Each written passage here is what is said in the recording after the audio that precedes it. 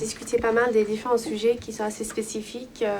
Mais ce qu'on peut constater, c'est que, en fait, on a certaines formes juridiques qui portent plus à certaines subventions ou à certaines flexibilités. Et la plupart des personnes dans notre groupe ont posé la question, alors quelle est la meilleure façon, quelle est la meilleure forme juridique pour avoir le plus de subventions et financement privé, public, toute la totale. Et donc on a un peu encadré, on a essayé de trouver les solutions ensemble.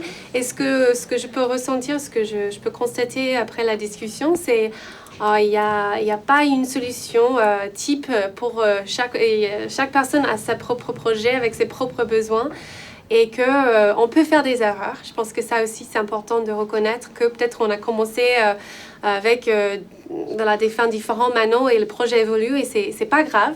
Qu'on peut toujours changer, on peut toujours transformer, on peut toujours essayer de choisir parce qu'on n'avait pas les informations au début. Sur votre problématique aujourd'hui, de faire vivre une communauté tout en cherchant des subventions et en ayant une activité commerciale, le modèle pourrait y répondre. Mais c'est vrai que c'est une usine à gaz. Après, est-ce qu'on peut transformer une SAS en SIC Oui, bien sûr.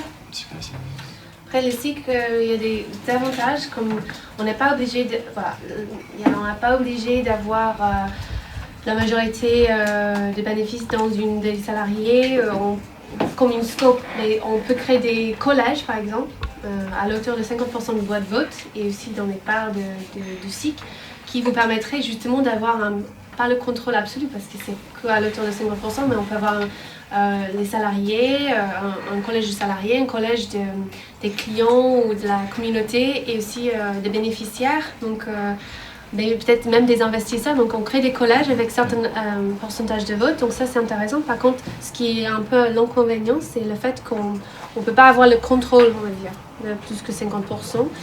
Et aussi, on ne peut pas avoir une rentabilité sur les parts. Donc, c'est le TMOP, c'est encore moins. Ouais, c'est encore moins maintenant. C'est le TMOP, c'est je crois que c'est 0,96%. Donc, on ne peut pas avoir une rentabilité, donc rémunérer les parts. Donc ça ne va pas attirer les investisseurs. Ce que m'ont inspiré les projets qui ont été présentés ce matin, c'est beaucoup d'incertitudes sur la façon de construire son modèle, sur le bon statut à choisir, sur les bonnes solutions à mettre en place dès le départ pour ne pas se tromper. En réalité, il n'y a pas de bonne solution. Il y a plein d'expérimentations à tenter et surtout, il faut absolument intégrer qu'on a le droit de se tromper parce qu'on va pouvoir rectifier après. Et donc, on a aussi parlé d'une communauté. Donc, il faut aussi créer une communauté, notamment une communauté des entreprises de l'ESS ou d'avoir ce statut, un label pour justement créer la communauté, pour ne pas se sentir seul, pour partager les informations. C'est très important. Le premier conseil à prodiguer, c'est de se faire accompagner. Il faut absolument s'entourer des bonnes personnes pour pouvoir monter son projet. Ça peut être des spécialistes, des avocats, ça peut être des fiscalistes, ça peut être des gens qui sont spécialisés dans le monde de l'ESS et dans l'univers associatif.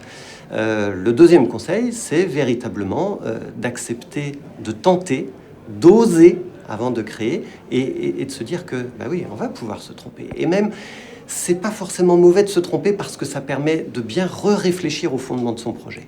En fait, il faut prendre le temps. Ne dites pas, n'acceptez pas de faire entrer n'importe qui trop vite. N'allez pas trop vite. Et prenez bien le temps. Et c'est vous qui maîtrisez votre projet aujourd'hui. Il vaut probablement mieux refuser un financement de quelqu'un qui vous demande d'entrer à votre capital et que vous ne sentez pas. Et tant pis pour son financement. Vous gardez la maîtrise de votre projet, vous aurez une autre opportunité de financement après, plutôt que de vous précipiter. Ce serait dommage.